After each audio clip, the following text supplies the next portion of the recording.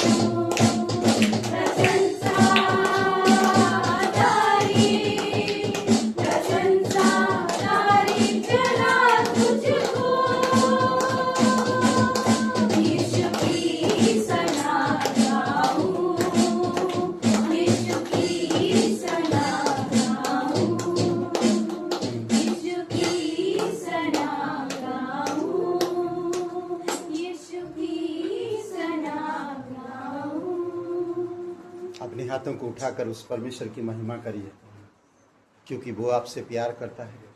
वो आपको मृत्यु से, अंधकार से और हर एक पाप की गुलामी से छुड़ाकर नया जीवन दिया है। अपना प्रेम, अपना राज्य, अपनी सब कुछ हमें समर्पित किया है।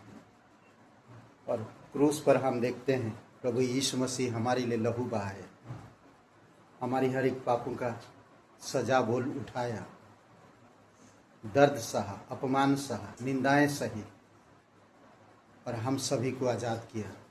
उसी की लहू से हम आज सिद्ध हुए हैं, उसी की बलिदान से आज हम आज़ाद हुए हैं।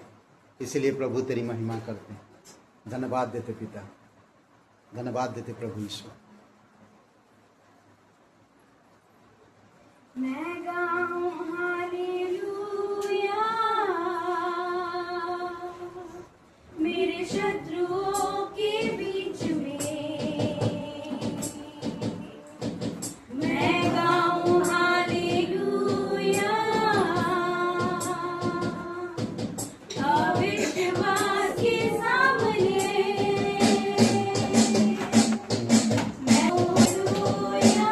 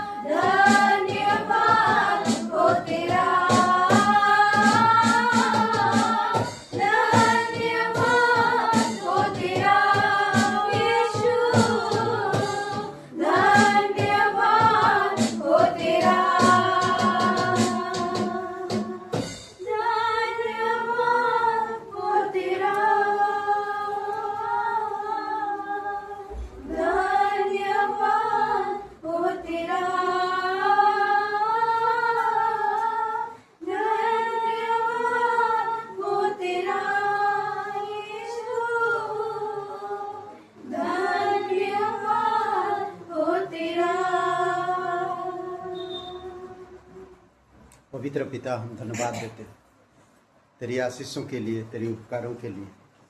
धन्यवाद देते तू हमें नया बल, नई ताकत, नई सोच, नई उमंग के साथ हमें ले जाता है। धन्यवाद, हमें एक भविष्य में आशा दिया है ताकि आज हम उस आशा को देख सके कि एक दिन तू हमारी आंसू पूछेगा, हमारी दर्द को दूर करेगा, हमें अपने साथ रखेगा। इसलिए प्रभु हम तेरी महिमा करते हैं। तू चंगाई देने वाला परमेश्वर है, तू लोगों को सही राह दिखाने वाला परमेश्वर है, तू सही पौष्टिक आहार देने वाला परमेश्वर है, तू हमारा चरवाहा है, हमें कोई घटी नहीं है। प्रभु यीशु, हम धन्यवाद देते हैं आपके पवित्र लहू के लिए। धन्यवाद उस क्रूस के संपूर्ण कार्य के लिए। धन्यवाद आप तीसरे दिन मरे हुए से जी उठा और हम सभी को अपना महिमा को दिखाया। इसीलिए प्रभु तेरी महिमा करते हैं, अपने हाथों को उठाकर तेरी आराधना करते हैं। तू जीवित है और हमारे बीच में मौजूद है। हमारे मन से, हमारे हृदय से, हमारी बुद्धि से, हमारी शक्ति से तेरी महिमा हो पिता, और हम तुझसे प्यार करते हैं। धन्यवाद देते प्रभु यीशु, धन्यवाद देते। अभिषेक करो पिता इस सभा को, यीशु मसीह के नाम से मांगते हैं, आमीन, आमीन। भूपेंद्र जी ठीक है? ओके, ग्रेट कलीसिया में आप सभी लोगों का स्वागत है। और हमारे बीच में कोई पहली बार नहीं है ना, नया, सब नया है, हम लोग सब नया है। ओके ओके, तो धन्यवाद आप सभी लोगों का। और उम्मीद करते हैं कि प्रार्थना करते रहिए। जो सताव, जो दबाव, जो विरोध आ रहा है, परमेश्वर इसका समाधान निकाले और अद्भुत तरीके से काम करे। और बहुत बहुत धन्यवाद। और चतुराई के साथ आप काम करो लोगों के साथ, ठीक है? तो सूचनाएं, कल क्लास है, सोमवार मंगलवार क्लास है और बुधवार को सभा है।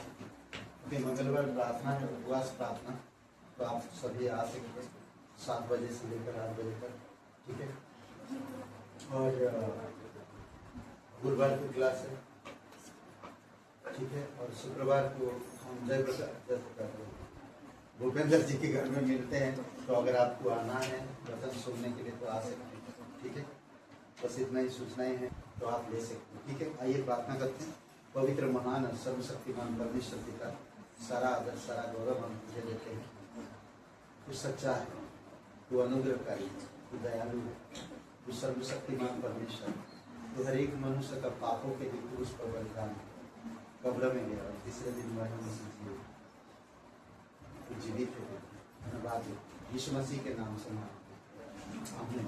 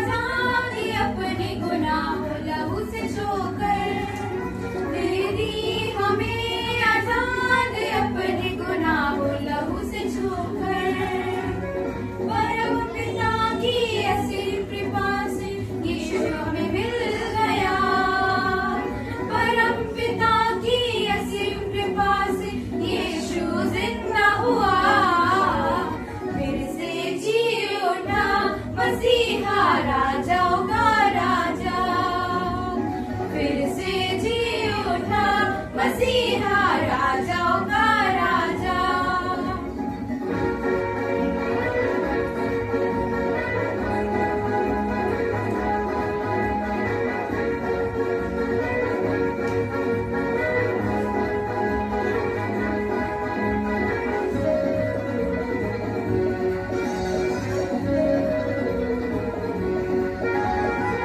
आओ झूमे हम नाचे गाए, शुभ दिन की हम खुशियाँ मनाए।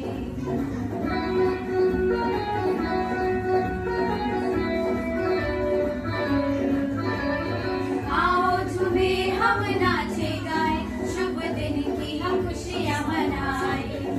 यीशु हमारा था, जीवित है और सदा ही रहेगा। यीशु हमारा था, जीवित है और सदा ही रहेगा।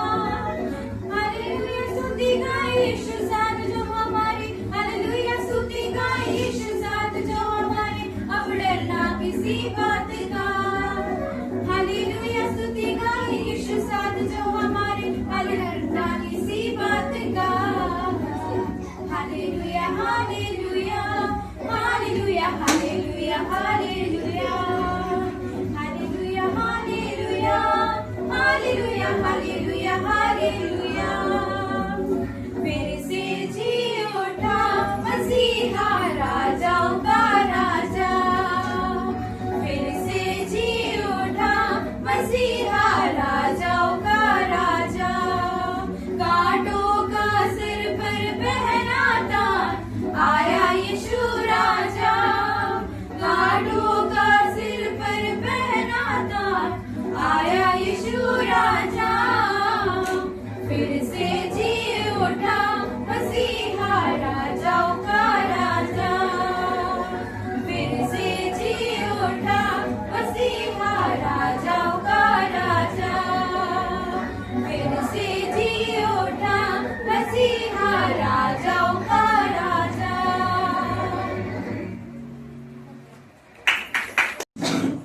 क्योंकि यह बात मुझे प्रभु से पहुंची, यानी कि यीशु मसीह से पहुंचा, पौलुस कह रहा कुरिन्थियों के लोगों को, ताकि तुम ये क्या करने हो। प्रभु यीशु मसीह जो किया है वो हमें भी करना है। और मैंने तुम्हें भी पहुंचा दी कि तुम प्रभु यीशु ने जिस रात पकड़वाया गया रोटी ली, ये रोटी ली और धन्यवाद करके उसे तोड़ी और कहा, यह मेरी देह है जो तुम्हारे लिए है, मेरे याद के लिए यही किया करो। तो ये रोटी यीशु का देह है जो क्रूस पर बलिदान हुआ, और हम सभी लोगों के लिए सचमुच यीशु का देह नहीं है, रोटी है। कई बार लोग बोलते कि भाई यीशु का मांस खाता नहीं, सहभागिता के लिए एक प्रतीक है। तो यीशु मसीह जाने से पहले, क्रूस पर चढ़ने से पहले अपने शिष्यों के साथ, जो लोग सच में प्रभु यीशु मसीह के विश्वासी के साथ चलते हैं, उनके साथ ये सहभागिता किया था। जब हम ये लेते हैं तो यीशु के साथ हम सहभागिता करते हैं। ओके, तो आइए शुरू करते हैं। पिता परमेश्वर, हम धन्यवाद देते हैं, तेरी महिमा कर, तो करुणामय परमेश्वर, धन्यवाद हमारे लिए लहू बहाने के लिए, क्रूस पर बलिदान होने के लिए, आपने मेरे बदले में अपना शरीर को बलिदान होने के लिए दिया। आज मैं उसी को याद करके ये रोटी को ग्रहण करता हूँ। प्रभु यीशु, सच्चाई में, तेरी संगति में, तेरी याद में हम बढ़ाने के यीशु मसीह के नाम से मांगते हैं।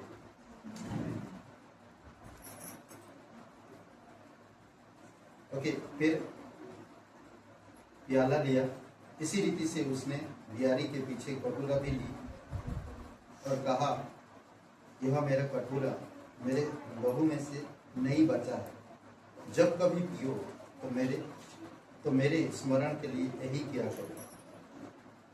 ओके, क्योंकि जब कभी तुम रोटी खाते और इस कटोरे में से पीते तो प्रभु की मृत्यु की जब तक वह ना आए प्रचार करते हैं। तो आइए इसको भी हम लेते हैं। पिता परमेश्वर, धन्यवाद तेरी पवित्र लहू के लिए जो नई बचा में हमें शामिल किया, हमें रखा और तेरी की याद के लिए आज हम करते हैं। और जब तक हम प्रचार करते रहेंगे तब तक हम तुझे इसी तरह याद करते रहेंगे। यीशु मसीह के नाम से मांगते हैं, आमीन। पिता परमेश्वर, हम धन्यवाद देते हैं प्रत्येक भाई बहन के लिए, उनके व्यक्तिगत जीवन से बातें करना, तेरी दया और कृपा उन पर बनाए रखना पर आगे की सभा कार्यक्रम को तेरे चरणों पर यीशु मसीह के नाम से मांगते हैं, आमीन।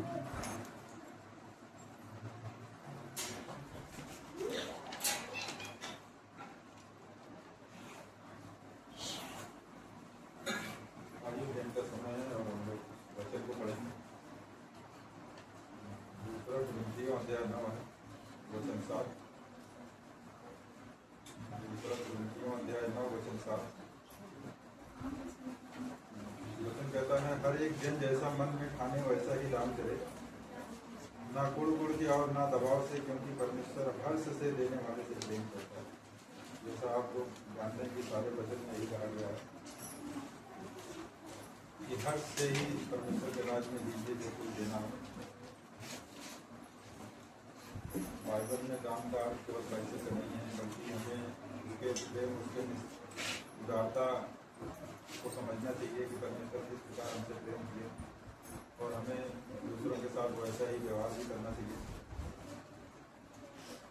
जो देने की बात आती है, परमेश्वर हर जगह यही बात करता है कि अपने हृदय से, खुशी से परमेश्वर के लिए देना चाहिए। जहाँ तक देने की बात आती है कि जो आपकी इनकम है उसका 10वां परमेश्वर को समर्पित करना चाहिए। यदि आपके पास नहीं है तो आप परमेश्वर का धन्यवाद कर सकते हैं, क्योंकि परमेश्वर कहता है कि आप धन्यवाद की भी बड़ी ऊपर चढ़ा सकते हैं, भेंट चढ़ा सकते हैं। और परमेश्वर उदारता से जो लोग देते हैं परमेश्वर में आशीष करता है। आइए हम सब जो है अपनी भेंट को, अपने दान दशपान को अपने हाथ में देते हैं और अपने मन को, अपने हृदय को तैयार करते हैं, ताकि परमेश्वर हमारी भेंट को। पिता परमेश्वर, हम आपका धन्यवाद करते हैं आज की अद्भुत वाचाओं के लिए। पिता परमेश्वर, जो कुछ भी हम आपके राज्य के लिए देते हैं, पिता परमेश्वर, पिता आप हमारी मदद कीजिए कि हम आपके राज्य के लिए, पिता परमेश्वर, जो कुछ देते हैं उससे कभी संतुष्ट ना हो प्रभु, पर उसे और अधिक उदारतापूर्वक देने के लिए आप हमारी सहायता करें। पिता परमेश्वर, धन्यवाद करते हैं और आपकी महिमा करते हैं पिता परमेश्वर, क्योंकि आप राजाओं के राजा हैं, आप प्रभुओं के प्रभु हैं। पिता परमेश्वर, हम धन्यवाद करते हैं, आप हमारे हृदय, हमारे मन की बातों को जानते हैं प्रभु। धन्यवाद करते हैं मेरे पिता परमेश्वर, प्रत्येक भाई बहन को आशीष करना मेरे पिता परमेश्वर, ताकि जो कुछ हम आपके राज्य के लिए बोलते हैं पिता, हृदय से, उदारता के साथ और नम्रता के साथ पिता परमेश्वर दे सकें। आप हमारी मदद, हमारी सहायता करें। धन्यवाद करते हैं, धन्यवाद करते हैं मेरे पिता परमेश्वर, उनके भाई बहनों को आशीष करें प्रभु, उनके बैंक बैलेंस कभी घटी कमी ना हो पिता परमेश्वर, उनके भरे पूरे हों पिता परमेश्वर। धन्यवाद करते हैं और आपकी महिमा करते हैं। आपकी भेंट आपके करने की कार्य करो, धन्यवाद करते हैं। यीशु मसीह के नाम से मांगते हैं, आमीन।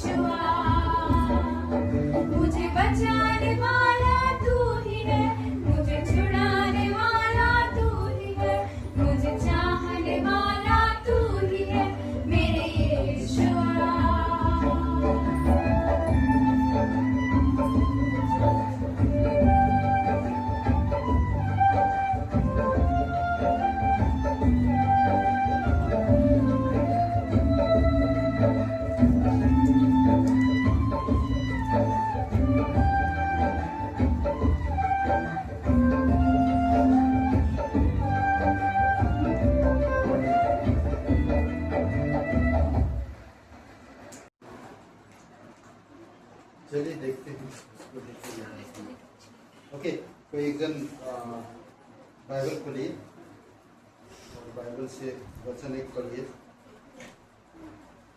पहला यूहन्ना की पत्री 5वां अध्याय 12 से 21 तक पढ़ते हैं हम लोग। ठीक है, 12 से 21 तक। असीम प्रतिफल, इसमें 3 बातें 5वां अध्याय में अगर हम देखते हैं। संसार पर जय पाना, फिर यीशु मसीह की विषय में गवाही देना, यीशु मसीह के विषय में गवाही देना, और उसके बाद अनंत जीवन। ठीक है, तो आज जो विषय है और वो है असीम प्रतिफल। असीम प्रतिफल को आप भूलना नहीं चाहिए।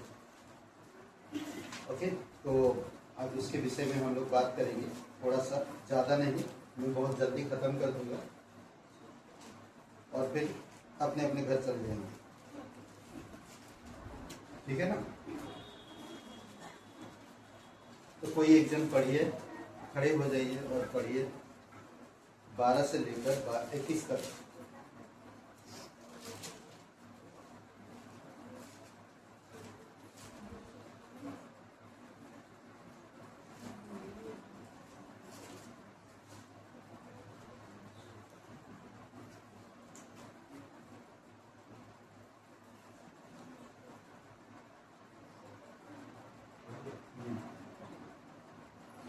जिसके पास पुत्र है उसके पास जीवन है, जिसके पास परमेश्वर का पुत्र नहीं उसके पास जीवन भी नहीं है।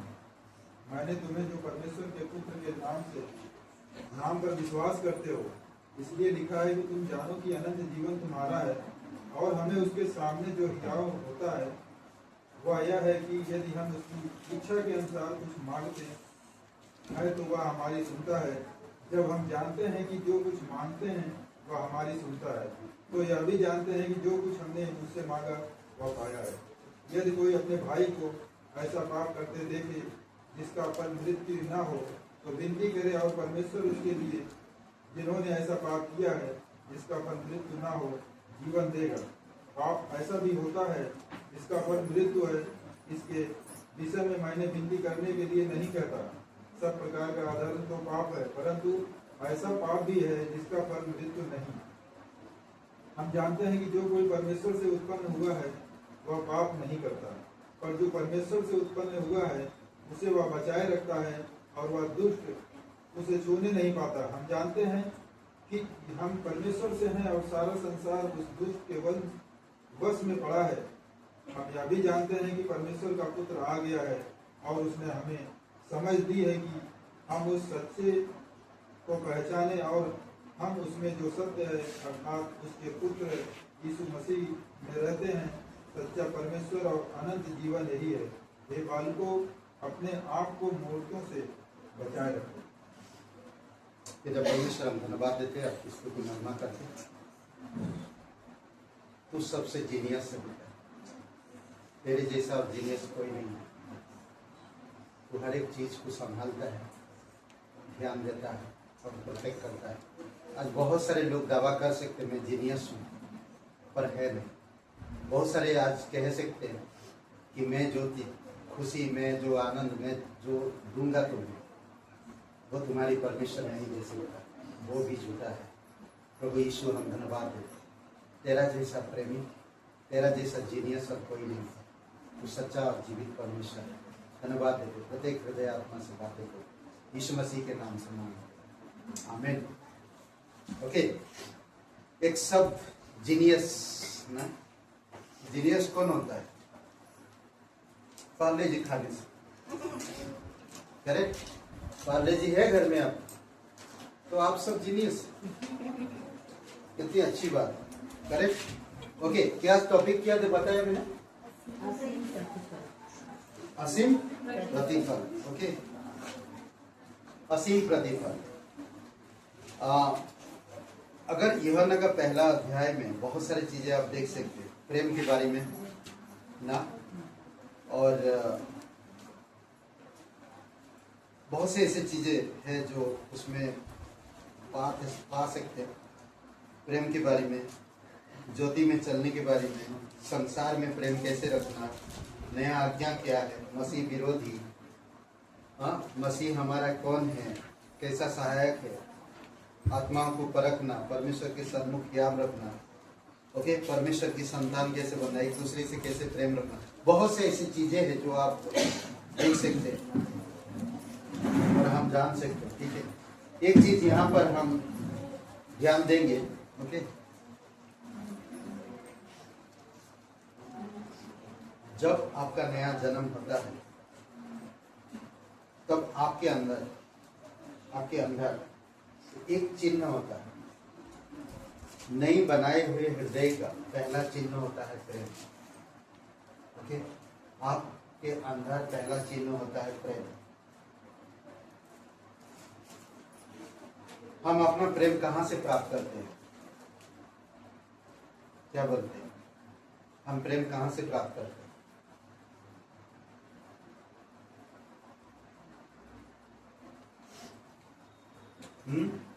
प्रेम हम लोग कहां से प्राप्त करते हैं? अब कहेंगे परमेश्वर से, भीतर से या बाहर से, किधर से प्राप्त करते प्रेम?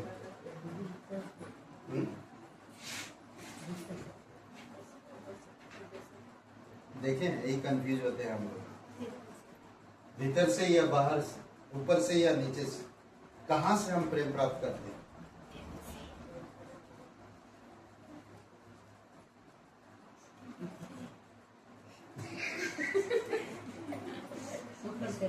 ऊपर से, परमेश्वर से प्रेम प्राप्त करते। करेक्ट, हम जानते हैं परमेश्वर प्रेम है और हमारे पास जो प्रेम है वो सांसारिक प्रेम है और वो प्रेम में परमेश्वर हैप्पी नहीं होता है। करेक्ट, ऊपर से प्रेम प्राप्त करते हैं। ओके, आपके चिन्ह क्या है? नई जन्मे हुए, नया जब बनाए गए तो सबसे पहला चिन्ह है प्रेम की।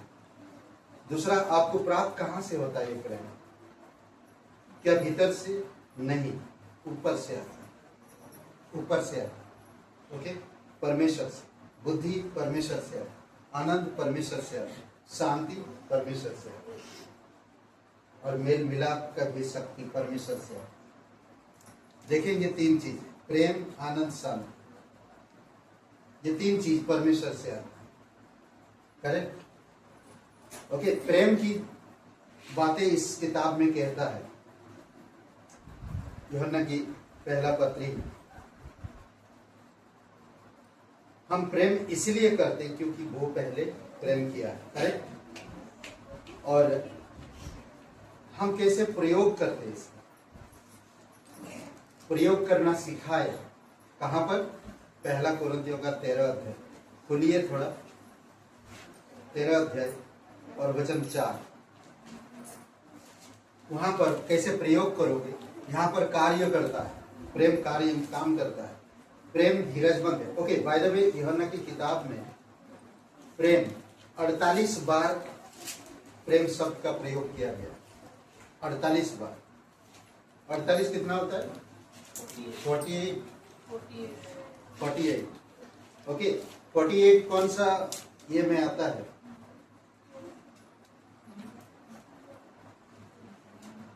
चार में आता है या 8 में आता है? कौन सा? वो टेबल में,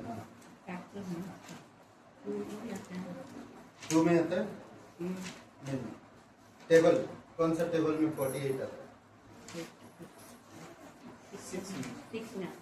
6 में आता है? हैं? 16 नहीं, और कौन सा में?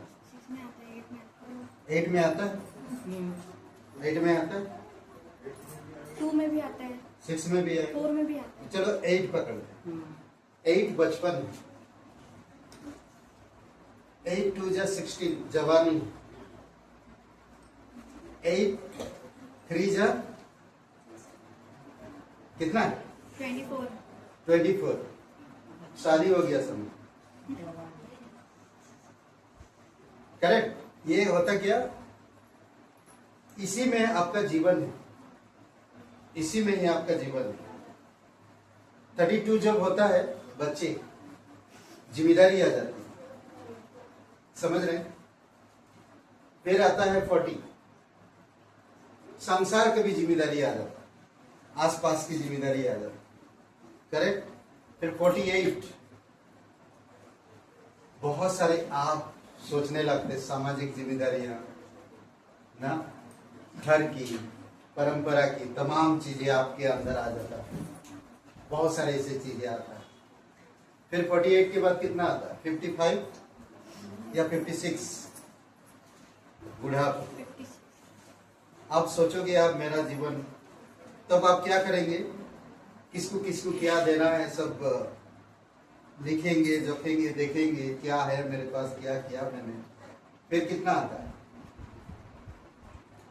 ऐसे करके आप देखिए 80 में जब आता है, 8 10 जा 80, तब आप ऊपर जाने के बारे में सोचते हैं। पूरी इस लेवल में आपका जीवन है। सोचिए, कभी सोचे सर? इस लेवल में पूरा जीवन है आपका, अद्भुत है। देखिए, है ना। और एक बात है, ध्यान दीजिए,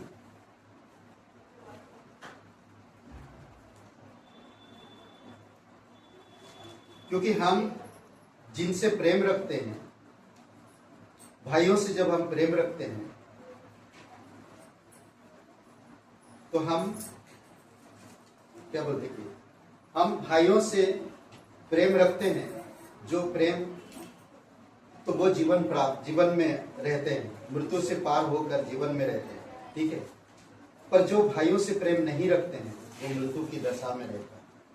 तो कई सारे ऐसे बातें हैं जो हमें यूहन्ना की किताब सिखाता है प्रेम के बारे में। ओके, अगर आप एक विश्वासी है तो आपका जीवन असीम सफलता की ओर या प्रतिफल की ओर तक बढ़ना चाहिए। आपको कई बार क्या बोलते हैं, आपको कई बार बर्गर बनना पड़ेगा। बर्गर समझ रहे हैं? आलू टिक्की बनो, नहीं, आलू टिक्की। तो बर्गर में आप बीच में होगे, कई बार परमेश्वर और एक व्यक्ति के बीच में आप होंगे और आपको स्वाद लाना है। कई बार आप हो सकता, देखिए, बर्गर को बनाना में अलग समय था, पर जो टिक्की बनाया गया उसको बहुत प्रॉब्लम था। आलू को उबला गया, उसको फिर पिसा गया ना, क्या बोलते हैं उसको, हैं? क्या करते हैं उसको पूरी तरह से स्मैश करते। अरे हिंदी में क्या बोलते हैं उसको? कुचलते, एकदम पूरा ये कर कुचलते, क्या उसको, हाँ। फिर उसको गरम तावा तेल में डालते, फिर बर्गर में लाकर रखते। सोचिए, हमारा जीवन को कभी कभी परमेश्वर ऐसा करता है, समझ रहे? तेल को लो, पुरानी जमाने में जो तेल निकालते थे, तेल को लो, जानते हैं? तो यीशु मसीह गतसमनी बाग में जब था, तो गतसमनी बाग का नाम ही है तेल को लो, उसका अर्थ है, मीनिंग। और यीशु को वहां पर का जो वातावरण बनाया गया था शैतान के द्वारा, दबाव जा रहा था, दबाया जा रहा था। तो बर्गर के बीच में आपको दबाया जाएगा, दोनों ना, देखिए, वाह, मस्त है, खाने में अच्छा लगता है, टेस्टी बनता, मगर वो आलू को कितना तकलीफ हुआ होगा। कहा तो गया, क्या बर्गर। सोचिए, यीशु भी जब गतसमनी बाग में था, तो जो वातावरण था वहां भारी था, डर था वहां पर, वातावरण वहां का, समझ रहे हैं? और आगे कहता कि और दबाया जा रहा है। अभी बाल्टीमोर में एक ये किए थे, अमेरिका की कलीसिया में एक नाटक किए थे गतसमनी बाग का। तो वो लोग पर्दे पे पर्दे डाल रहे थे जीसस के ऊपर, शैतान के दूत बने हुए लोग आके पर्दे पे पर्दे डाल रहे थे, वो पर्दे पे दबे जा रहा है। और जो जितना दबाओगे आप ना, क्या होता है, दबने से क्या होता है, दबने से क्या होता है, नींबू को कितना निचोड़ोगे तो क्या निकलेगा, रस यीशु मसीह को दबाया जा रहा और उसको पूरी तरह से घेरा गया। वहां की जो वातावरण था उसे टच नहीं कर सकते, उसे छू नहीं सकते, पर कुछ चीजें उसके ऊपर डाल सकते थे ऐसे ना, उसके ऊपर डाल सकते थे। ऐसा डालते डालते इतना ऊंचा कर, तो यीशु प्रे कर रहा तो उसके ऊपर डाला गया और वो दबते गया, वो दबते जा रहा और वो उठ नहीं पा रहा, ताकत नहीं मिल पा रहा उसे। वो प्रे कर रहा, वो प्रे कर रहा, दबाते जा रहा। और वहां का माहौल अलग था। जब आप देखोगे किसी के घर पे जाते हो तो एक डरावना सा लगता नहीं? हाँ, ऐसा ऐसा ऐसे माहौल जगह है जो डरावना लगता। अरे मम्मी चलो यहाँ से, चलो इधर नहीं गए, मुझे डरावना लग रहा है जगह, अच्छा नहीं लग रहा। कभी कभी होता नहीं, कई बार होता है। करेक्ट। पहले ही जमाने में तेल निकालते थे तो अभी सरसों को रखते थे एक ऐसा बर्तन में, उसमें बर्तन नहीं, चमड़ी का बनाया जाता था और उसमें रखा जाता था और फिर दोनों तरफ से लेकड़ी दबाया जाता था, दोनों तरफ से कसा जाता था, कसते थे। अभी तो वो पहलू बेल घूमता था, तेल निकालते थे, फिर बाद में मशीन आई। पहले कसते थे, दोनों तरफ कसते थे और बीच में ऐसा ये बनाते थे और उसी से तेल निकाल के बर्तन में आता है। हमारे गांव में आज भी है और मैं भी बहुत बार कसा। मैं तो एक बार घूम ही गया था, छोड़ दिया था तो घुमा देता पूरी तरह से। एनीवे, दोनों लकड़ी के बीच में उसको रखा जाता। तो उसी तरह आप, हमारा जीवन भी कई बार आपको संसार के थ्रू से, परिवार के थ्रू से, आपके व्यक्तिगत जीवन के थ्रू से कई सारे ऐसे चीजें आएगा आपके जीवन में जो दुख, कष्ट, तकलीफ का सामना करते हुए परमेश्वर की महिमा करेंगे। तो इस 5 अध्याय में पहले आता है संसार पर जय पाना। 3 और 4 वचन में कहता है क्योंकि परमेश्वर से प्रेम रखना यह है कि हम उसकी आज्ञा को माने और उसकी आज्ञा कठिन नहीं, क्योंकि जो कुछ परमेश्वर से उत्पन्न हुए हैं वे संसार पर जय प्राप्त करता है और वह विजय जिससे संसार पर जय प्राप्त होती है वह हमारा विश्वास है। विश्वास का जीवन आसान जीवन नहीं होता। आप विजय हो, आप जीते हुए हो, आपको सिर्फ आज्ञा पालन करते हुए आगे बढ़ना। सेम आदम और हवा को भी यही परमेश्वर कहा था, हे मैं तुमसे आऊंगा, मिलूंगा, मैं तुम्हें ब्लेसिंग करूंगा, बट तुम मेरा बातें सुनना, तुम मेरी आज्ञा को मानना हो। सिंपल और कुछ नहीं, तुम मेरी बातें सुनना होगा। ओके, यहाँ पर हम एक 12 वचन को हम पढ़ते हैं। 12 वचन, अनंत जीवन। 12 वचन कहता है जिसके पास पुत्र है उसके पास जीवन है और जिसके पास परमेश्वर का पुत्र नहीं उसके पास जीवन नहीं। अनंत जीवन यानी आध्यात्मिक जीवन ना, केवल यही व्यक्ति से प्राप्त किया जा सकता, केवल एक ही व्यक्ति से ये प्राप्त किया जा सकता और कोई रास्ता नहीं अनंत जीवन को प्राप्त करने का, और कोई रास्ता नहीं। समझ रहे हैं? अनंत जीवन को प्राप्त करने के लिए सिर्फ एक ही व्यक्ति से प्राप्त किया जा सकता और वो है यीशु मसीह। ठीक है, यीशु जो परमेश्वर के पुत्र है ना, उसी से हमें अनंत जीवन मिलता है। यदि वे हमारे भीतर नहीं है, हमारे भीतर अगर नहीं है तो हम आध्यात्मिक रूप से मरे हुए। इफिसियों का 4 अध्याय, आध्यात्मिक रूप से हम मरे हुए और हम किसी अन्य तरीके से परमेश्वर से आध्यात्मिक प्राप्त नहीं कर पाएंगे और कोई तरीका नहीं है। समझ रहे?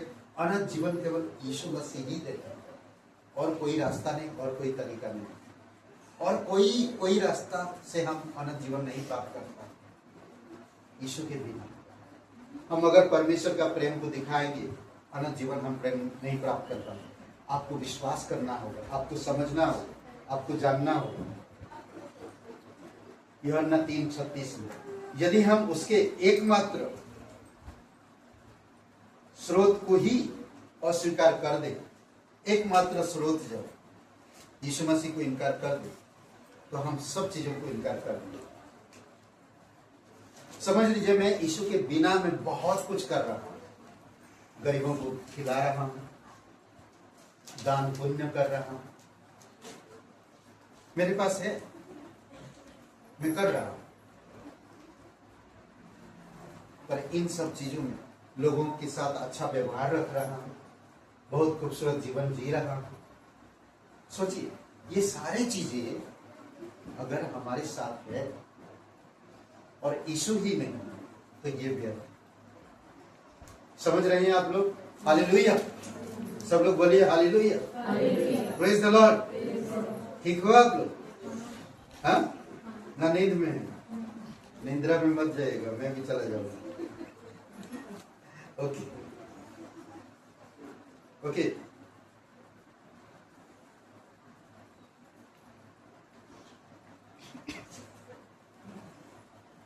अस्वीकार, अगर हम ईश्वर को भी अस्वीकार कर दें तो हम बाकी कोई रास्ता नहीं, तो हमें इसे प्राप्त करने की आशा कैसे हो सकता है? नहीं। 13 वचन 13 कोई पढ़िए जोर से।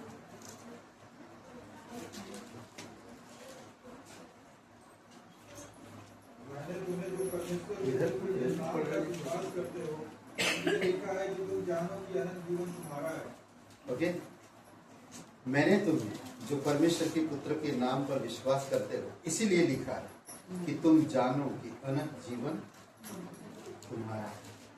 ओके, एक अद्भुत बात है इसमें हमें समझने की। परमेश्वर नहीं चाहता कि मसीह में विश्वास करने वाले, मसीह को विश्वास करने वाले लोग अपने उद्धार को लेकर किसी भी तरह की संदेह रखें। वो नहीं चाहता, कभी भी नहीं चाहता कि आपका जो विश्वासी जीवन संदेह में रहे, कभी नहीं चाहता। समझ रहे हैं? उसके पास अनंत जीवन है और उन्हें यह पता होना चाहिए। आपके पास एक जीवन है, अनंत जीवन है, और उसके बारे में आपको मालूम होना चाहिए और वो मालूम करना चाहिए। क्या कह रहा? हम जानते हैं कि अनंत जीवन तुम्हारा है।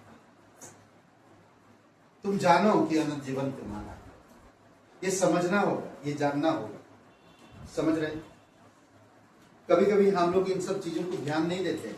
हम उन सब चीजों को ध्यान देते हैं जो मृतक। सोचिए, यीशु के पास शैतान लेकर आया पूरे संसार की वैभव, अधिकार लेकर आया, यीशु ने इनकार किया। पौलुस के पास सब कुछ अधिकार था, वो अच्छा खासा जीवन जी सकता था, पर उसने सब कुछ बुरा समझा। मूसा सब कुछ जानता था, बहुत राजा का बेटा बनकर उसमें राज्य कर सकता था मिस्र में, परंतु उसने गरीबों का मदद करना छोड़ा। सोचिए, राजा दाऊद भाग सकता था शाऊल के डर से, परंतु वो भागा नहीं, छुपा, परमेश्वर की कहने के मुताबिक चला। सोचिए, आपको कोई डराता तो भाग सकते हैं ना? कई सारे आपके जीवन में आ सकता है, पर थोड़ी समय के लिए सोचिए कि आप जानते हैं कि मेरे पास अनंत जीवन है। आप उस अनंत जीवन के बारे में क्यों नहीं सोच रहे? उसके बारे में कड़ी मेहनत क्यों नहीं कर रहे? आराम, सब चीजें, कोई सुविधाएं क्यों ढूंढ रहे? बोलते हैं, देखिए एक स्टोरी में बताता हूं। जब सुख सुविधाएं आती है ना, तो हम लोग बहुत चीजें भूल जाते हैं। देखिए, एक चावल की जो ये बता क्या बोलते, चावल की हंड क्या बोलते, मटके, चावल का मटका या हंडा, जो भी बोल सकते, मटका, चावल का मटका, ठीक है। चावल पूरा भरा हुआ, मुंह तक भरा हुआ, और वहां पर एक चूहा गिर जाता, तो अरे वाह बोलना, चावल गिर गया तो चावल बाहर भी निकल गया, तो तो वो खुश हो गया, बोलता वाह, जब भी देता परमेश्वर छप्पर फाड़ के देता, बोलता खाऊंगा, पूरा मेरा खाना सब इतना बढ़िया खाना अब हो गया। तो आराम से उधर ही खा रहा, उधर ही सो रहा, उधर ही टट्टी कर रहा, उधर ही पिसब कर रहा, उधर ही सब कुछ कर रहा, खेल रहा चावल में, बस हाँ बहुत मजे से रह रहा, एकदम रोज खा रहा, रोज सो रहा, सब कुछ कर रहा, रोज खा रहा, मस्त खुश थे एकदम, खाते खाते खाते खाते खाते खाते चावल घटते गए। जो ये था मटका था वो नीचे चला गया, चावल नीचे गया। एक दिन मटका के चावल खत्म हो गया। अब वो कोशिश कर रहा ऊपर जाने के लिए, ऊपर जा नहीं पा रहा क्योंकि मटके चिकने थे और वो चढ़ के बाहर निकलने का, और वही मटके के अंदर मर। आपको परमेश्वर अनंत जीवन दिया है, आप जानते हैं इस जीवन के बारे में, आपको समझना चाहिए। आराम इस संसार में मत ढूंढो, परमेश्वर के अनंत जीवन को ढूंढो, उसमें जीवन है। वो आपको गड्ढे से निकाला है, फिर आप उसी गड्ढे में क्यों गिरना चाहते? इस जो कहानी का मोरल, जब हमारी चारों तरफ सुख सुविधाएं हो जाती है, हम काम करना या मेहनत करना बंद कर देते हैं। और जब हम काम करना मेहनत करना बंद कर देते हैं तो हम आलस में बढ़ते हैं और हम उसी में फंस जाते हैं, फिर हम आगे को कुछ कर नहीं पाते। तो शैतान चाहता है कि तुम्हारे पास सब चीजें सुख सुविधाएं होना चाहिए, संसार की वस्तुएं होनी चाहिए। क्यों तुम कठिन परिश्रम करो, क्यों तुम मुश्किल हालत में गुजरोगे? नहीं, तुम्हें बढ़ना चाहिए। समझ रहे? और एक बातें कहता है इसमें,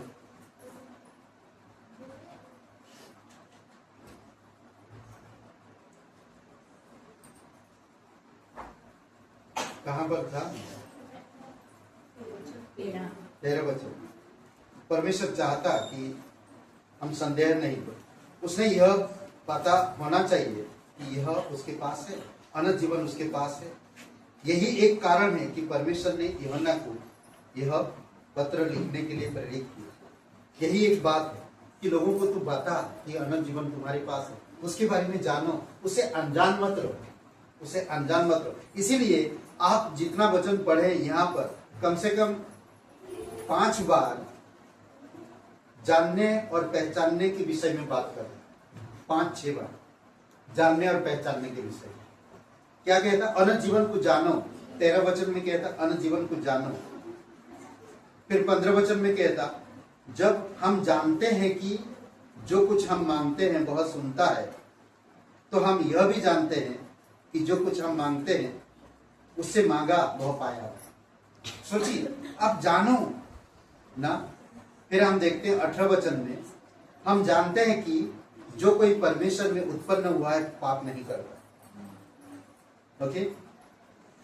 फिर हम देखते हैं वचन 19 में, हम जानते हैं कि हम परमेश्वर से हैं और सारा संसार उस दुष्ट में है।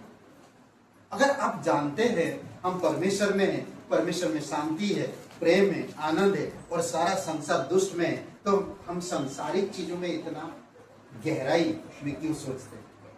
हमें परमेश्वर में गहराई में बढ़ने की जरूरत है। फिर 20 वचन में कहता हम यह भी जानते हैं कि परमेश्वर का पुत्र आ गया और उसने हमें समझ दी है कि हम उस सच्चे को पहचाने और हम उसमें जो सत्य है अर्थात उसके पुत्र यीशु मसीह में रहते हैं। सच्चा परमेश्वर अनंत जीवन यही है। सत्य को जानो। कई सारी बातें यहाँ पर आपको समझा रहे और सिखा रहे। 13 वचन को फिर से हम लोग दोहराते हैं, ठीक है? ओके, पद 9 और 10 पढ़िए। 9 और 10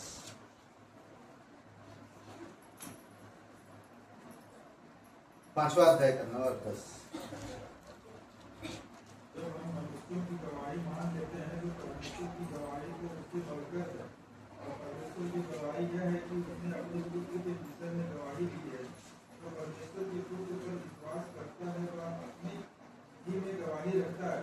उसने परमेश्वर पर विश्वास नहीं किया, उसने उसे लिखा जा रहा है क्योंकि उसकी गवाही पर विश्वास नहीं किया तो परमेश्वर ने अपने पुत्र के विषय में की है। कितना सुंदर बात है। हम संसार के लोगों की बातों पर यकीन कर लेते, भरोसा कर लेते, हमारे सगे संबंधियों की बातों में इतना हम लोग उनको अगर थोड़ा भी कोई कुछ कर दिया, बोल दिया, तो हम लोग गुस्से में आ जाते। सोचिए, उनकी बातें सुनकर हम मान लेते सब चीज। आज बहुत सारे लोग इसी प्रकार से तो फंसते हैं, पर परमेश्वर की गवाही को उससे बढ़कर मानना चाहिए। परमेश्वर जो बातें कह रहा है, परमेश्वर जो बातें बता रहा है, परमेश्वर जो बातें दे रहा है, ये कोई झूठ बात नहीं है। इस बात को भी हम बढ़कर मानना चाहिए, बढ़कर समझना चाहिए। समझ रहे हैं? ओके। परमेश्वर के आत्मा की भीतरी गवाही से ना 10 वचन में क्या कह रहा? जो परमेश्वर के पुत्र पर विश्वास करता है वह अपनी ही में गवाही रखता है। जिसने परमेश्वर पर विश्वास नहीं किया उसने उसे झूठा ठहराया, क्योंकि उसने उस गवाही पर विश्वास नहीं किया जो परमेश्वर ने अपने पुत्र के विषय में दी है। समझ रहे? और 3:24 पढ़िए एक जन पे। 3:24।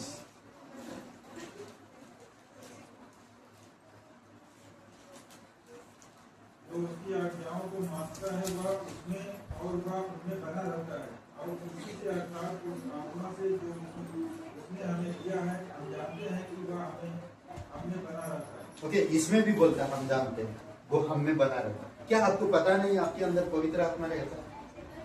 क्या आपको पता नहीं परमेश्वर की गवाही सबसे बढ़कर है? क्या आपको पता नहीं परमेश्वर का प्रेम निस्वार्थ है? क्या आपको पता नहीं परमेश्वर का वचन दुधारी तलवार है? सोचिए, जब आपको पता है सब चीजें, तो फिर पता क्यों नहीं लगा रहे? इनमें हम आनंदित क्यों नहीं रह रहे? अगर कोई चीजें पता है, समझ लीजिए कहीं पर मीटिंग हो रहा है, ठीक है, कितने लोगों को खाना बनाना आता है? कोई हाथ ऊपर नहीं किया, देखिए।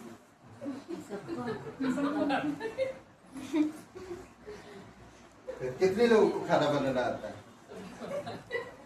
कोई भी बात हाथ ऊपर नहीं कर रहा, देखो। हाँ? मैंने बोला नहीं हाथ ऊपर करो बोलो। अभी कोई जगह पे सारे औरतें हैं और ना, और सबको बोला कि कितने लोगों को खाना बनाना आता है, तो उसमें से 5 लोग हाथ ऊपर, बाकी हाथ ऊपर नहीं किए। तो वो समझा कि किसी को नहीं आता, सिर्फ 5 लोगों को खाना बनाना। हाँ, सच में यही होता है। जो दिखता है वही दिखता है। समझ रहे?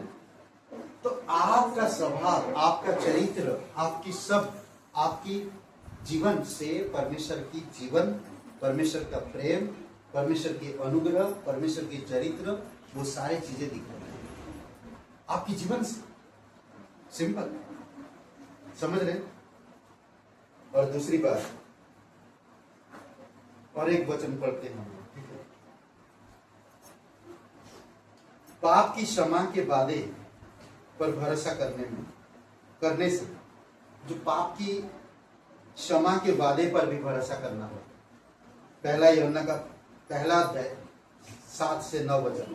फिर परमेश्वर की आज्ञा मानने से, प्रमाण से, आज्ञा मानने के प्रमाण से बहुत सारी चीजें आपको मिल सकता है। 1 यूहन्ना 2 अध्याय वचन 5 और 5वां अध्याय का 2 वचन। आज्ञा मानो, 2 अध्याय का 5 है, कितना बोला? 2 अध्याय का 5। देखिए क्या बोलता है। पर जो कोई उसके वचन पर चले उसमें सचमुच परमेश्वर का प्रेम सिद्ध हुआ। चलने का मतलब है आज्ञा मानना, उसके वचन का पालन करना, जो प्रेम उस पर सिद्ध होता है। और 5वां अध्याय 2 में क्या कहता है? जब हम परमेश्वर से प्रेम रखते हैं और उसकी आज्ञाओं को मानते हैं, तो उसी से हम जानते हैं कि हम परमेश्वर की संतानों से प्रेम रखते हैं। हालेलुया। सिंपल, क्या चीज नहीं कह रहा इसमें, कहता जानते हैं। जानने का शब्द कितना बार प्रयोग किया यूहन्ना की इस किताब में, जानने के बारे में? मुझे भी पता नहीं, मैंने लिखा था, भूल गया मुझे। 40 बार प्रयोग कर। यूहन्ना इस पत्री में जानना शब्द का प्रयोग 40 बार से अधिक करता है, 40 बार से भी अधिक करता है। समझ रहे हैं? और कुछ बात, सही जीवन जीने का प्रमाण से, सही जीवन कैसे जिएंगे? ओके, पहला यूहन्ना 2 अध्याय वचन 29 पढ़िए, 2 अध्याय का 29।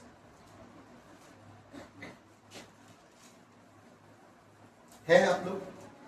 मैं टीचिंग नहीं दे रहा हूं, मैं समझा रहा हूं, सिखा रहा हूं। यदि तुम जानते हो कि वह धर्मी है, तो यह भी जानते हो कि जो कोई धर्म का काम करता है वह उससे जन्मा है। ओके, तुम जानते हो परमेश्वर धर्मी है, ठीक है, और तुम अधर्मी काम कर रहे हो, तो वह भी जानते हो कि जो कोई धर्म का काम करता है वह इससे जन्मा है। सिंपल ना? जानो ना उसे, जानो। अगर तुम जानते हो कि वो सच्चा सत्य है, तो तुम झूठों की बातें क्यों सुन रहे हो ना? अगर तुम जानते हो वो धर्मी है, तो धर्म की काम करो। Simple, correct? अब नेक्स्ट वचन पढ़िए,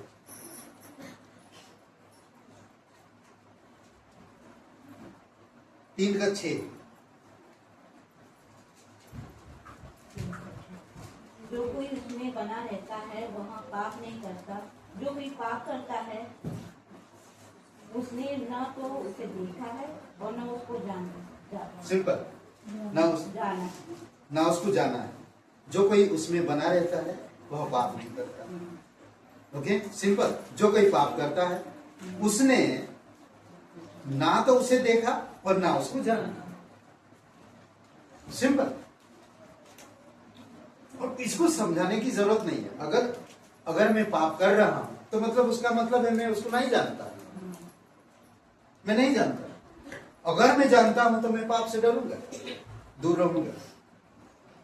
परमेश्वर को जानो, परमेश्वर का भय रखो, उसको जानो। 40 बार जानने का शब्द प्रयोग किया, 40 बार। अगर कोई चीज नहीं जानते तो आप करोगे क्या? कोई अनजान व्यक्ति, माता पिता हमेशा अपने बच्चों को समझाते किसी अनजान व्यक्ति से कोई चीज लेना मत, नहीं, किसी अनजान व्यक्ति से कोई चीज खाना मत। कोई अनजान व्यक्ति आ रहा तुम्हारे हाथ पकड़ के मीठी मीठी बातें करके लेके जा रहा, तो जाना मत। बेटा संभालना, जमाना बड़ा खराब है, कहते नहीं, समझाते। बेटा स्कूल से बाहर आओगे भी तो शांत रहना, चुपचाप, किसी की बातें सुनना नहीं। समझ? बहुत से ऐसे चीजें हैं हम लोग अपने बच्चों को समझाते हैं। सांसारिक चीजों में, लोगों की बहकाव में मत आओ बेटा। कोई झूठा बोलेगा, कोई फुसलाएगा, कोई भ्रमित करेगा। परमेश्वर भी हमें सिखाता, अगर जो उसको जानता है वो पाप नहीं करेगा, अगर पाप करेगा वो उसे जानता नहीं। समझ रहे? तो ये चीजों को हमें समझने की जरूरत है, जानने की जरूरत है। और एक वचन पढ़िए, कहां है? 10 वचन, 3:10। इसी से परमेश्वर की संतान और शैतान की संतान जाने जाते हैं। जो कोई धर्म के काम नहीं करता वह परमेश्वर से नहीं, और न वह जो अपने भाई से प्रेम नहीं रखता। समझे? इसी से परमेश्वर की संतान और शैतान की संतान जाने जाते हैं। जो कोई धर्म के काम नहीं करता वह परमेश्वर से नहीं है, और ना वह जो अपने भाई से प्रेम नहीं रखता। समझ रहे? भाई से प्रेम रखो, इसीलिए जरूरी है एक दूसरे को समझाओ, एक दूसरे को बढ़ाओ। नेक्स्ट, हमारे जीवन में प्रेम के फल के प्रमाण से, हमारे जीवन में प्रेम के फल होना चाहिए। समझ रहे हैं? और ये 3 अध्याय वचन 14 और वचन 18 पढ़िए, और 19। 14 वचन हम जानते हैं, 3 अध्याय, पहला यूहन्ना का 3 अध्याय 14 वचन। हम जानते हैं कि हम मृत्यु से पार होकर जीवन में पहुंचे हैं, क्योंकि हम भाइयों से प्रेम रखते हैं। जो प्रेम नहीं रखता वह मृत्यु की दशा में रहता है। मृत्यु की दशा जब रहेगा तो फलेगा नहीं। समझ रहे? फलेगा नहीं। प्रेम की फल में बढ़ो, प्रेम के आचरण में बढ़ो, प्रेम की शब्द हो। अरे अद्भुत है। और कौन सा वचन बोला? 18। हे बालकों, हम वचन और जीभ से नहीं पर काम और सत्य के द्वारा भी प्रेम करें। जीभ से मैंने बोल दिया, हाँ मैं आप लोगों से प्रेम करता हूं, पर कल कोई बीमार हुआ तो मैं पहुंचा नहीं, बुलाएं वो लोग खास कर, और मैं पहुंचा नहीं।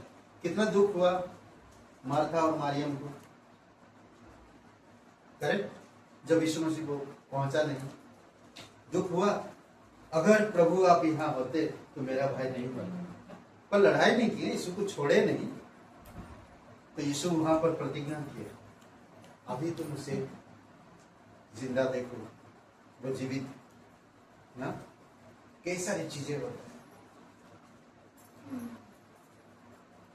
वचन के द्वारा नहीं। कई बार हम वचन बोल देते हैं, लोगों से समझाते हैं, जीभ से बातें करते हैं, वचन सुनाते, बहुत बढ़िया वचन था, पर काम और सत्य के द्वारा भी प्रेम करना जरूरी है, सिर्फ वचन के द्वारा नहीं। वचन 19, इसी से हम जानेंगे कि हम सत्य के हैं, और जिस बात में हमारा मन हमें दोष देगा उसके विषय में हम उसके सामने अपने अपने मन को ढाढ़स दे सकेंगे। समझ रहे? इसी से हम जानेंगे कि हम सत्य के हैं। एक दूसरे से जब प्रेम करेंगे, एकता में रहेंगे, चुगली मत करो, किसी का कमजोरियों को उजागर मत करो ना। नीति वचन का 10-12 में कहता है कि अपराधों को प्रेम ढांकता है, कवर करता है, अपराधों को उजागर नहीं करता मसीह। समझ रहे? आप एक दूसरे के अपराध अगर जान भी गए हो, पता भी चला है, उसको कवर करो, ढांको ना। अगर समझ लीजिए आपके घर में 2 दिन से खाना सड़ गया, ठीक है, सड़ गया, बदबू नहीं आ रहा था, घर में आप आए, ढक्कन जैसे खोले तो क्या हुआ?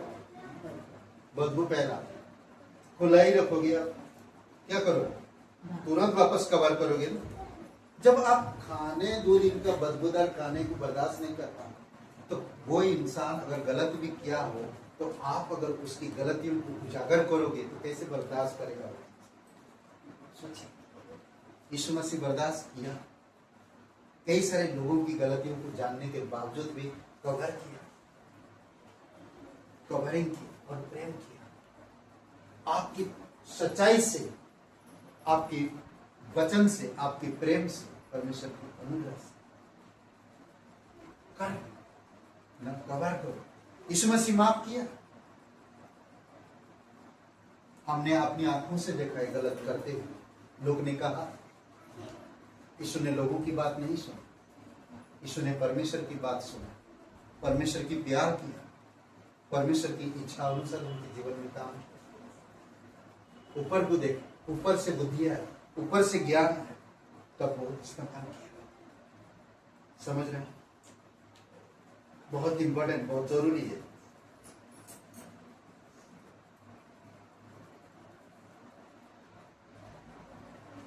चार का 12, पहला यूहन्ना 4 अध्याय वचन 12।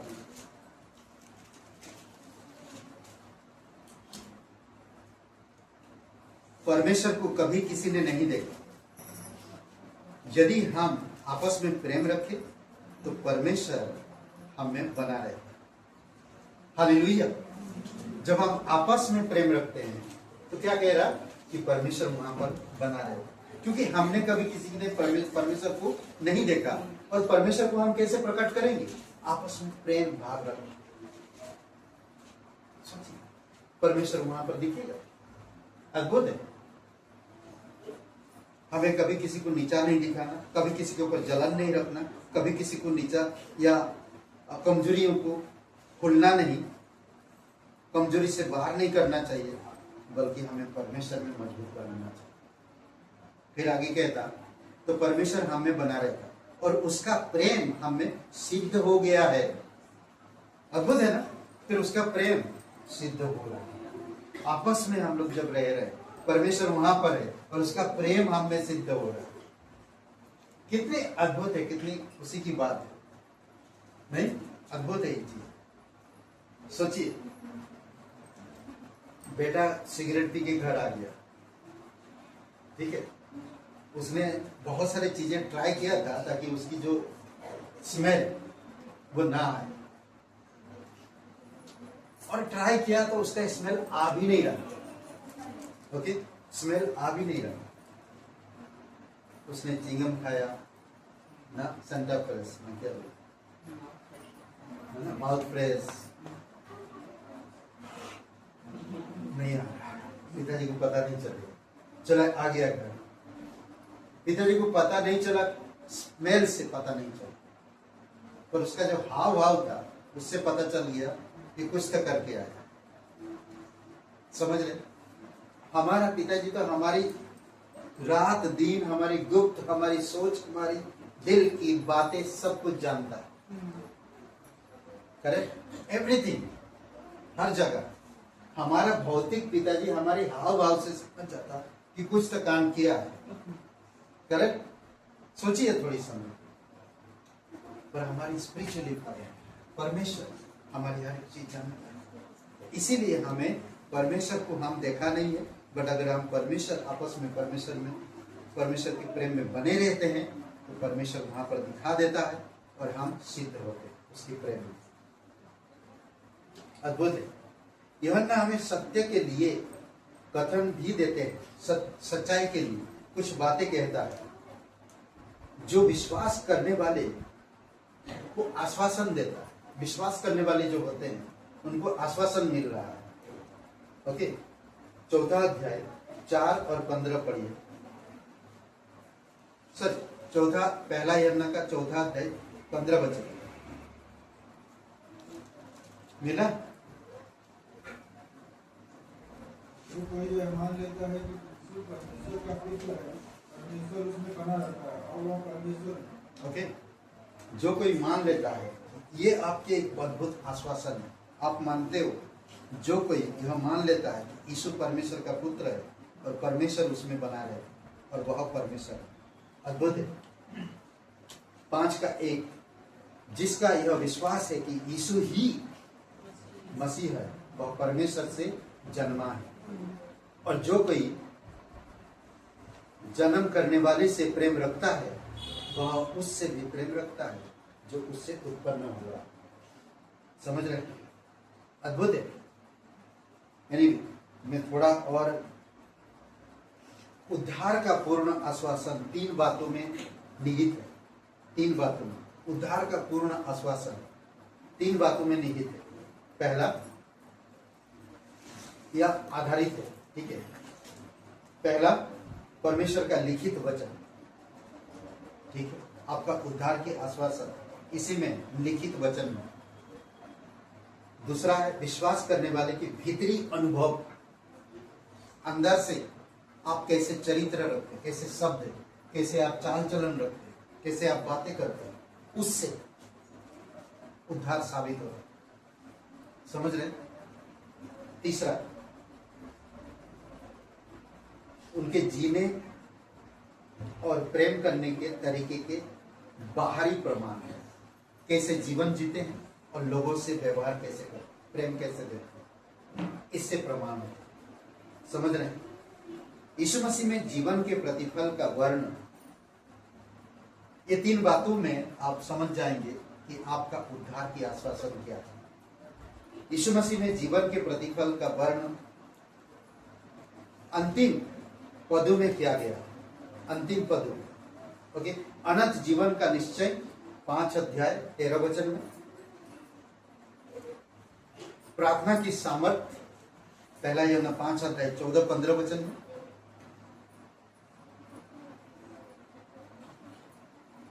तीसरा है दूसरों के लिए प्रार्थना की सामर्थ पहला यूहन्ना 5:16 में।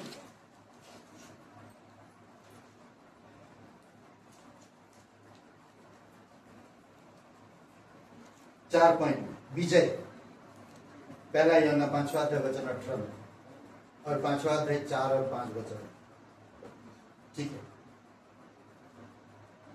12 से 22 वचन में पाए जाने वाली जानना शब्द पर ध्यान देना, ठीक है, जानना शब्द के ऊपर ध्यान दो हमेशा। कभी भी आप कहीं भी रहो, इधर भी जाओ, जानने शब्द के ऊपर ध्यान दो। समझ रहे? प्रभु यीशु मसीह आपको जानता है, परमेश्वर आपको जानता है, पवित्र आत्मा आपको जानता है, लोग आपको जानते हैं, परमेश्वर के लोग आपको जानते हैं। आप कितना जानते हो, जानने के शब्द के ऊपर। जानोगे तभी आप कुछ चीजों का उपयोग कर पाओगे, जानोगे नहीं तो उपयोग नहीं कर पाओगे। जानना इंपॉर्टेंट है, बहुत जरूरी है। कुछ चीजों को जानोगे तभी आपका अनुभव बढ़ेगा, अगर आप जानोगे नहीं तो अनुभव नहीं बढ़ेगा। समझ रहे? अगर आप कहीं पर कोई चीजें जानते नहीं तो आप अनुभव नहीं कर पाते। समझ? जानना बहुत इंपॉर्टेंट। एक बार गलत हो सकता है जानने के लिए, दूसरी बात आप उसको अच्छी तरह से समझ सकते। समझ रहे? जानना कितना बार इस्तेमाल किया गया? 40 बार। जब हम यीशु को जानते हैं तो हमें निश्चय होता है, अगर आप जानोगे नहीं तो निश्चय होगा भी नहीं। करेक्ट? कुछ चीजों को जानोगे, कॉन्फिडेंस बढ़ेगा, तभी आप मैं जानता हूं उसके बारे में कह पाएंगे। करेक्ट? अगर आप जानते नहीं तो एक्सप्लेन नहीं कर पाएंगे, समझा नहीं पाएंगे। कैसे उसको समझाओगे? जानते ही नहीं तो समझाओगे कैसे? सोचिए। कई बार लोग ऐसा कहते हैं, क्या कश्मीर जानते हो? नहीं जानता हूं, मैं गूगल में सर्च करके नहीं बता सकता, मुझे आंखों से देखना हो, मुझे जाकर अवलोकन करना हो, मैं उसको जानूंगा तभी मैं किसी को एक्सप्लेन कर पाऊंगा। जानना, इसीलिए इस शब्द पर ज्यादा जोर दिया।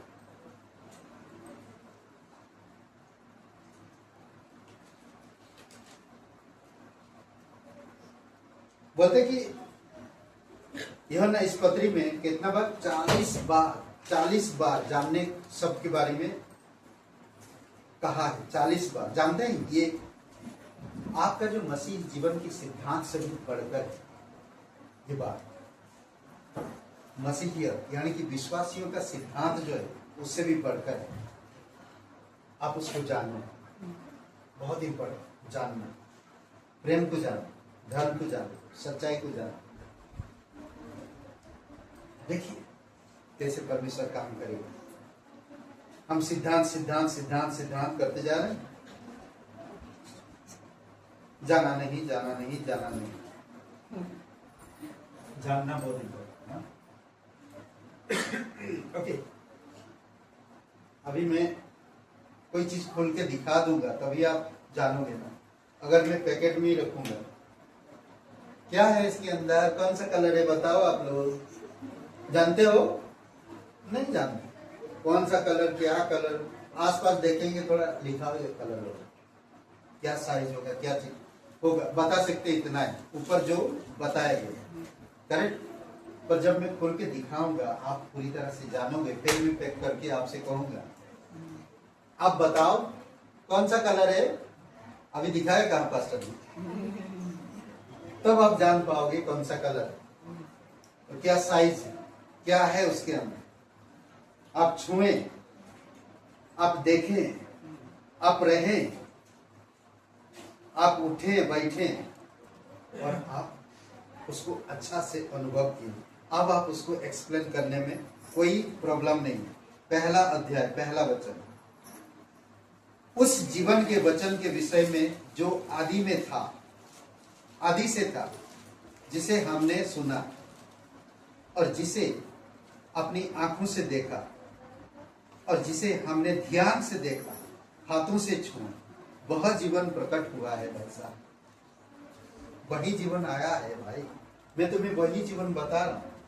मैंने अपनी आंखों से देखा, हाथों से छुआ, उसके साथ रहा। अद्भुत। वही जीवन प्रकट हुआ और वही जीवन के विषय हम बता रहे हैं।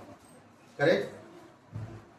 फिर आगे कहता, वही जीवन प्रकट हुआ और हमने उसे देखा और उसकी गवाही देते और तुम्हें उस अनंत जीवन का समाचार देते हैं जो पिता के साथ था और अब और हम पर प्रकट हुआ। पिता के साथ था वो जीवन, अब हम पर प्रकट हुआ, अब आप पर प्रकट हुआ। समझ रहे हैं? अद्भुत है।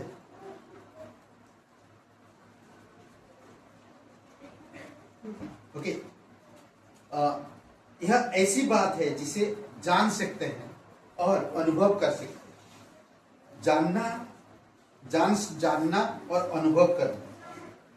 हम जानते हैं कि यीशु मसीह इसीलिए प्रकट हुआ कि हमारे पापों को क्या करें,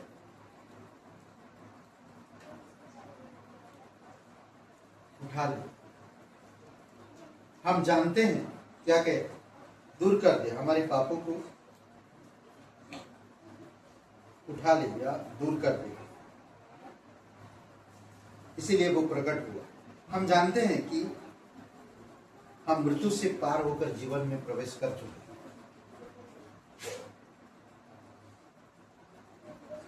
हम जानते हैं कि हम जो कुछ मांगते हैं बहुत देता है। यूहन्ना हमें इन सच्चाइयों का निश्चय कराता है और आपको समझाता है।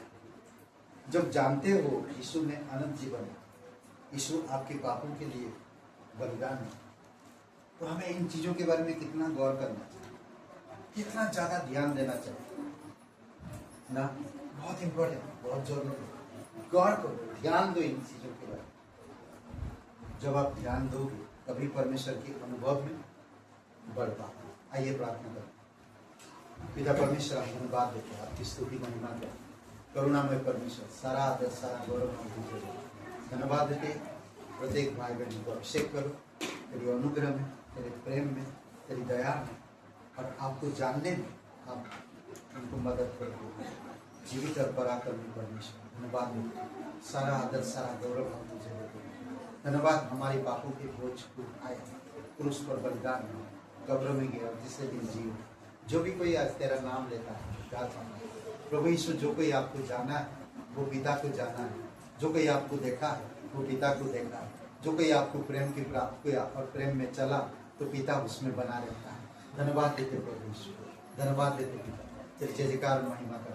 प्रत्येक लोगों को अभिषेक करो, तेरी अनुग्रह में बनाए रहो और अगुवाई करो।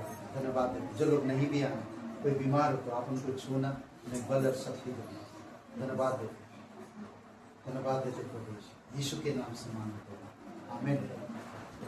प्यार मिलता है तो ध्यान मिलता है, प्यार मिलता है तो ध्यान मिलता है।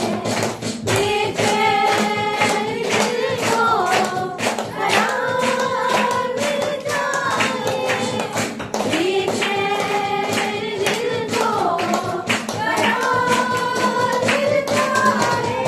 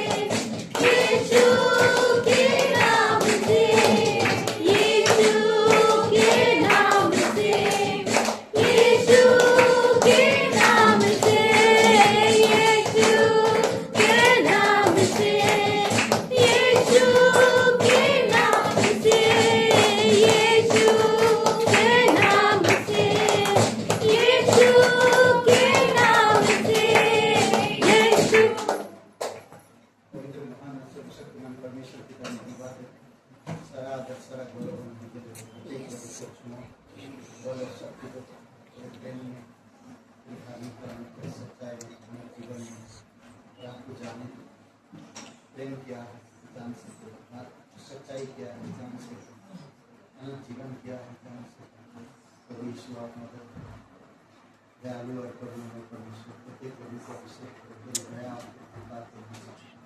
धन्यवाद देते हैं प्रत्येक लोगों को तेरी आशीष तेरी सामर्थ तेरी चंगाई तेरी उपस्थिति और तेरी अनुग्रह में बनाई रखी घर परिवार में शांति धन्यवाद प्रत्येक लोगों को बुद्धिमत्ता के साथ अगुवाई को प्रेम में व्यवहार कर सकते धन्यवाद धन्यवाद प्रार्थना प्रभु यीशु मसीह के नाम से आमीन आमीन सबको आशीष मिले बहुत बहुत धन्यवाद।